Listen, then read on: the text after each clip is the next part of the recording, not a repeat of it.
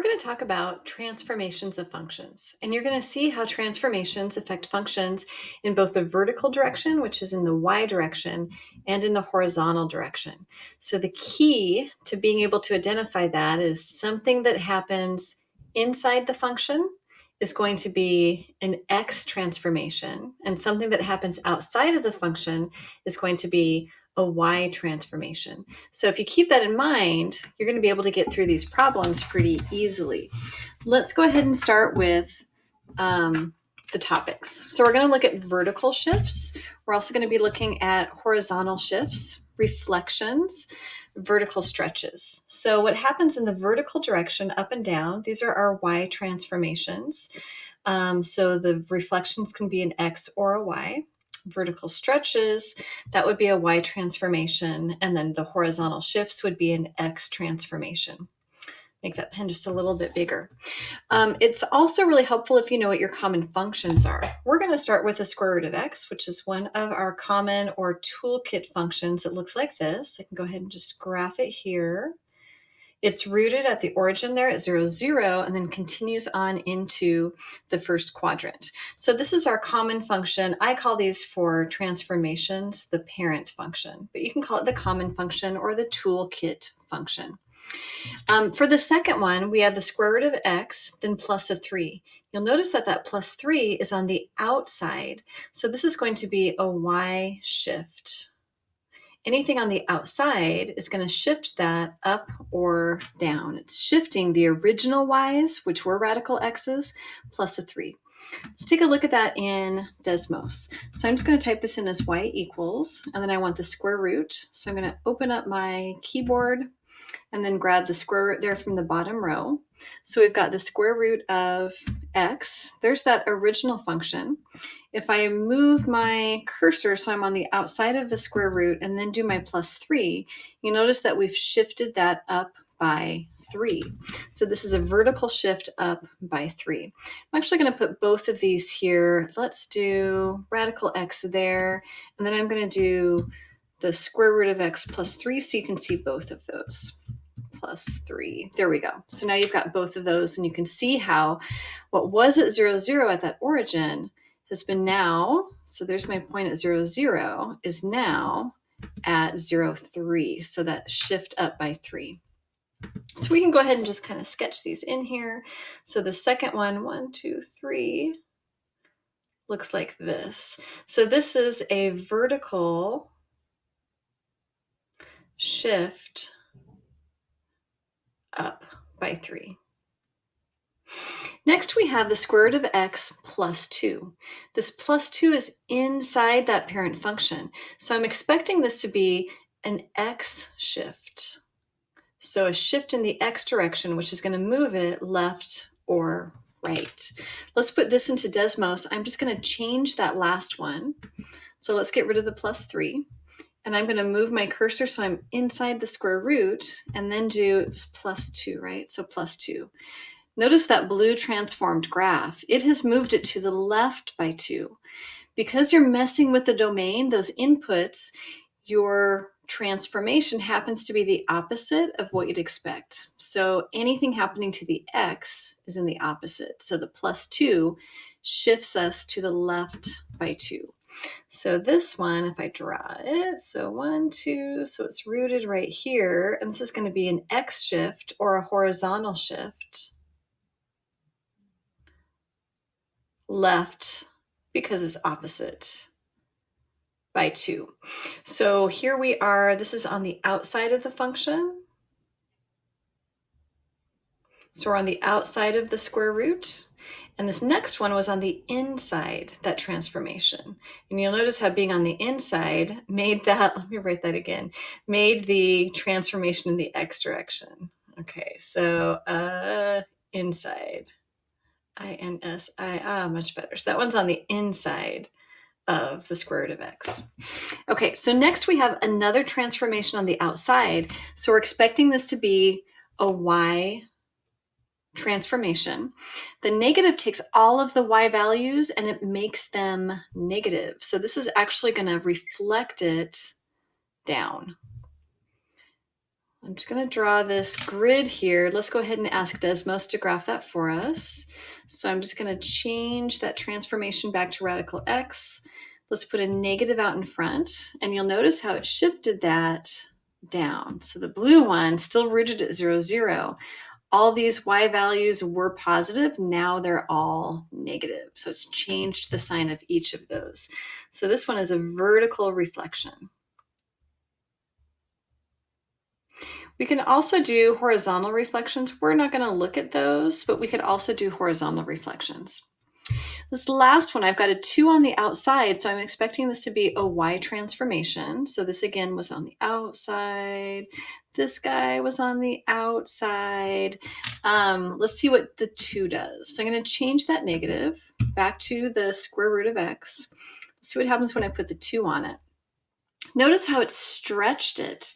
It's literally taking all of my y values and multiplying them by 2.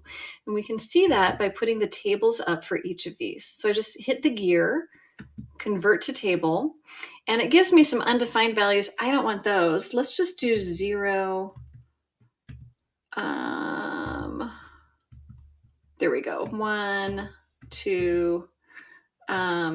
Actually, let's do ones that have nice square roots. A 9, and then what would that be? 16 or something. Okay, so there are my values for the original graph. So the y values, we've got 0, 1, 2, 3, and 4. If we take a look, I'm just going to click on the second one, click the gear, and click on convert to table. And I'm going to go ahead and put in the same values that I had in my original graph. So 0 we used for an x, 1, 4, 9, and 16. Take a look at those y values. So 0 is the same, but 1 has been multiplied by 2. Well, 0 then was multiplied by 2 also. 2 was the third match, but that one was multiplied by 2. So we've got a 4 there. So as I go through each of these, I can see that the y values have been multiplied by 2. And that gives us our vertical stretch in the y direction. Okay, so this one, just so you can really see it, if I put the original function in dotted, that would be the vertical stretch. So vertical stretch. Okay, so again, as we go through these, I'm going to grab a different color pen. Whenever I am outside the function, this is a y transformation. Outside the function, y transformation. Outside the function, y transformation. When I'm inside, like I was with this +2, let me change this to a blue one. Like I was with the +2 here, this one is an x transformation. So that's what we're looking at, and it's going to make it easier for us to identify the transformations as we work through some examples. So here's our first example. With just the function given. So we've got x squared. You should recognize this one as one of our common functions. So our parent function for this group of transformations is x squared. In this first one, we're asked to shift it to the left by 3. So left is an x change, which is going to happen inside my function. That's before I square the x. And then up by 5. Up by 5 is a y change, which is going to happen on the outside. So before I square it, I need to shift it to the left by 3. Anything that happens to the x is opposite, so that's going to be x plus 3. And then up by 5 happens on the outside, so we'll write that as a plus 5. So y equals. Transformations are so incredibly visual. We can graph each of these to make sure that it looks exactly the way we want it to. So let's go ahead and just get rid of these. I'm going to go ahead and put in our parent function, y equals x squared. And then let's do our transformation. Y equals parentheses x plus 3. Those parentheses shift it to the left. Caret, so shift 6 to square, arrow over, and then plus 5. Let me just move this down a little bit. To move it down, you can either do it with your finger. I am left clicking and dragging. So clicking to hold and then dragging.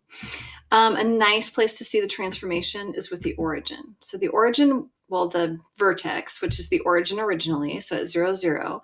If I take a look at the vertex for my transformed function, it's at -3. So there's my left by 3, 5. There's my up by 5. Perfect. Okay, next transformation. So I want to go ahead and take the original x squared. I want to flip it vertically. So I know this is going to be a negative on the outside and stretch it by a factor of 3. This is also, so this is going to be a y change. This is also a y change. So both of those are going to happen on the outside of my function. So I can leave x squared. I need to stretch it by a factor of 3 and reflect it vertically. So y equals. So I should see this reflected down and taller. So it should look like this. Let's go ahead and check it with Desmos. I'm going to leave the original function, but let's get rid of that last one. So negative to reflect 3x caret 2. And that's exactly what we're looking at. Whoops. So we've got it taller and reflected downwards. Okay, now I'm going to stretch it by a factor of 2. This one is on the outside, so this is a y change on the outside. And right by 5, that's going to be -5. It's an x change, so it's going to happen on the inside. So before I square it, I want to shift it to the right by 5. That's going to be a minus since it happens opposite. So x minus 5. And then I'm going to stretch it by a factor of 2. So I multiply that on the outside by 2. So 2 is equal to, or sorry, y is equal to 2x minus 5 squared. Okay, and then we can ask Desmos again to check this for us. X minus 5 squared. And I can see that it is taller, and it's also shifted from a vertex at 0, 0 to a vertex that got shifted over there by 5 to 5, 0. Okay, so it's getting easier, right? Anything on the inside, that x change, anything on the outside is a y or a vertical change. Next, we have a function that might be a little less familiar to you. This is an exponential function. It's another common function. We'll work with it quite a bit. But it's nice to grab one that's a little unfamiliar to you just to see that it works exactly the same. It looks like this. We want to start by graphing it, and then we're going to express new functions using transformations. So let's go ahead and graph this guy first. I'm going to get rid of these parabolas. And let's go ahead and graph y equals 2 caret, so shift 6, not squared, I want x. Okay, so there it is. I wanted to graph it here because I want to show you some really great key points that you can watch as you're doing your transformations. We don't have a vertex here, but we do have an intercept, and that's at 0, 1. This is a really good one to shift as you're doing your horizontal and vertical shifts. The other is a horizontal asymptote. So I've got this horizontal asymptote, which is the x-axis right now. Whenever we shift up and down, that horizontal axis will also shift up and down. Okay, so let's go ahead and do this first one, shifted up by 3. This is going to be up by 3. This is a y change, so it would happen on the outside. So that new function would be 2 to the x plus 3. So if I go ahead and graph it in Desmos, so 2 caret x, arrow over to get the 3 on the outside plus 3, we're here. So I should see that intercept that was at 0, 1, it should be up 3, so it should be at 0, 4. And there it is at 0, 4. You'll also notice that the asymptote, which was the x-axis, has now been moved up 1, 2, 3, and now it's at y equals 3. So there's that shift up by 3. Okay, what's the next one? Now we want to shift it left by 4. So left by 4, this is an x change. So I need to change that one with the x in the function. So I'm going to do, remember you do it opposite. So that's going to be an x plus 4. Let's go ahead and get rid of this one, and we'll type in a new one. Y equals 2, shift 6, and then I need parentheses here. You can try and type in the x plus 4, but it wants to put the x down below. If I do parentheses, though, it will do x plus 4 all in my exponent. Okay, so I should be shifting to the left by 4. Remember, we're going to watch that intercept. So that intercept is at 0, 1. It's moved over 1, 2, 3, 4 to the left. And it's now at, if I can get it to click for me. Oh, it won't click. I'll just have to hold it. There it is, -4, 1. The shift did not change the asymptote though. Okay, what's our next one? Reflected about the x-axis. So if I'm reflecting something about the x-axis, that means I need to reflect it up and down. So if it was like this, then that means we're going to reflect it so that it points in that direction. This is a vertical transformation, so it's going to happen on the outside. So y is equal to -2 to the x. So let's go ahead and graph that one. Get rid of all of this here. I want a -2 to the x. Perfect. And you can see how what was a positive intercept at 1 is now a negative intercept at 1. Okay, I think there was one more. Yes, one more. Reflected about the x and y axis. So if I'm going to reflect it about the y axis, I need to reflect it this way, which is in the x direction, and I'm going to reflect it in the y direction. So I want negatives in both places, one on the outside and one on the inside. Let's take a look at this one. Just going to change the last reflection that we had. So now you can see that we've reflected it down and horizontally. So that is both reflections together. Transformations are so visual. I strongly encourage you to graph these as you're working with them. Okay, so speaking of graphs, we've got some graphs here. We've got an equation, or we want to find the equation for each of the transformed functions. First thing you have to know are your common functions. So I recognize this as being the absolute value.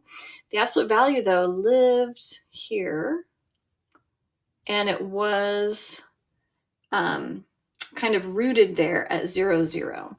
So I can see now that that has been changed to a turning point at -1, -3. So I've shifted down 3 and left 1. So that left 1 is going to be an x change, so x plus 1. Down 3 is a y change, so that happens on the outside. I can also check to see if I need some kind of a stretch or compression, some kind of a stretch. I know there's not a reflection. I can do that one of two ways. I can either just, if I don't think there needs to be one, I can just check a point. So I've got this, let's check a point on my, let's grab this guy, on my transformed graph, 3, 1. And I'm just going to put that in for y and for x. So 1 is equal to absolute value 3 plus 1 minus 3. Well, that's 4 minus 3, which is 1. Check. So that tells me that I already have the correct transformed function, and I don't need to do anything else.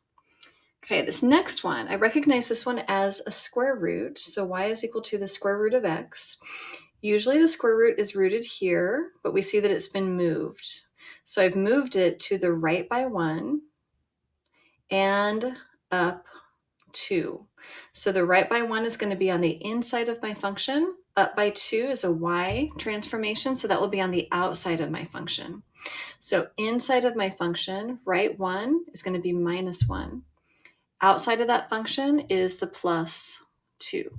Now again, I don't think there's a stretch here. It looks like it's the same, but to double check that, I'm going to grab a point on my transformed graph, 2, 3, x, y. Let's go ahead and check it. Y is 3, question mark. 2 minus 1 plus 2. Well, that is square root of 1 plus 2, which is equal to 3. Check. So I've got my graph there. In the next one, I'm going to show you how to find a stretch and a reflection in this case. So I recognize this parent function or common function as x squared, and I can see that x squared used to be rooted here at 0, 0, but now our vertex is at -2, 3. So we can see that we have shifted to the left by 2 and up 3. So as I start to put this together, I'm going to do my horizontal change first. That's the left, x plus 2 squared up by 3 plus 3. I see though that there's a reflection, so I'm expecting a negative out in front. So I also see that there's a reflection, and there's also a possible stretch. I'm just not sure. So in order to find that value, both of those are multipliers out in front. So I'm going to go ahead and just give it some generic multiplier a, and I'm going to solve for a. So I'm going to find a, which would be the possible stretch or reflection. I really do this though the same way that I had done the others. I'm going to find a nice point, and I'm going to plug that point in and then solve. So this is a nice looking point right here. So we're going to grab that point, which is at -1, comma 1. X is -1, y is 1. So as I plug those in, y is 1 equals a -1 plus 2 squared plus 3. So 1 is equal to a, -1 plus 2 squared is 1 plus 3. Subtract 3 from both sides, and I get -2 equals a. So this completes my transformed function. I've got the negative sign, which is my reflection, and I have the 2, which did happen to be a vertical shift.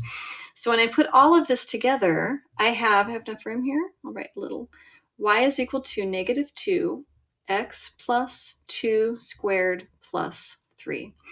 The nice thing about these, and I'm not doing it for these, but you can always go back, plug your function, your transformed equation into Desmos, and make sure it matches the graph that you're working on.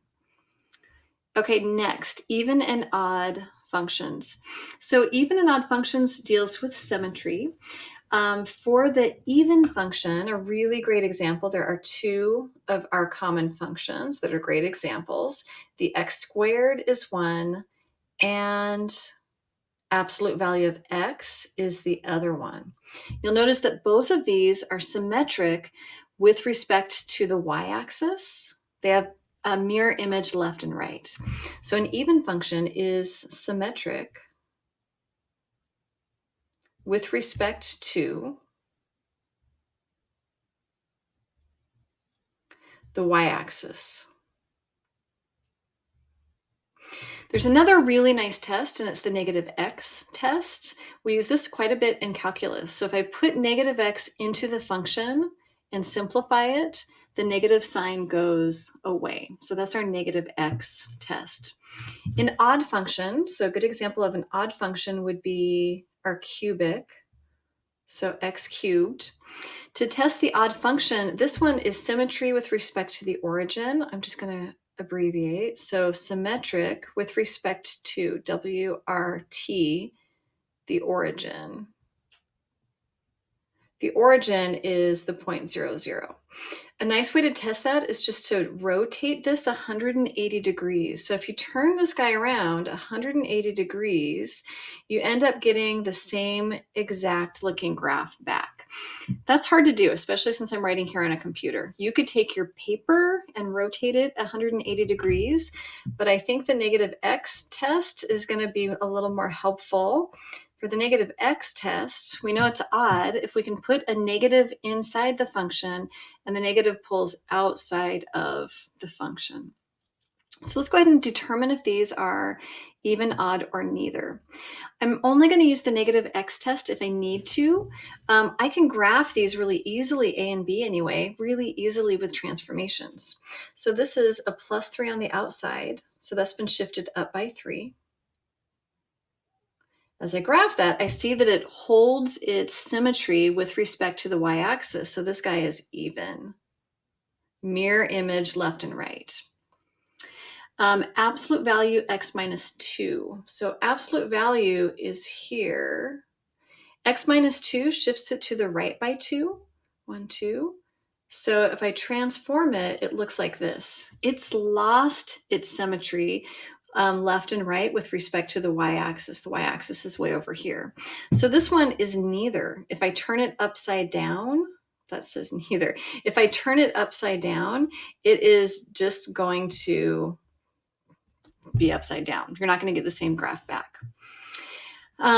Last one. This is the cube root, so it might not be super familiar to you. It looks like this. You could do the rotation test. I'm going to do the negative x test though for this one.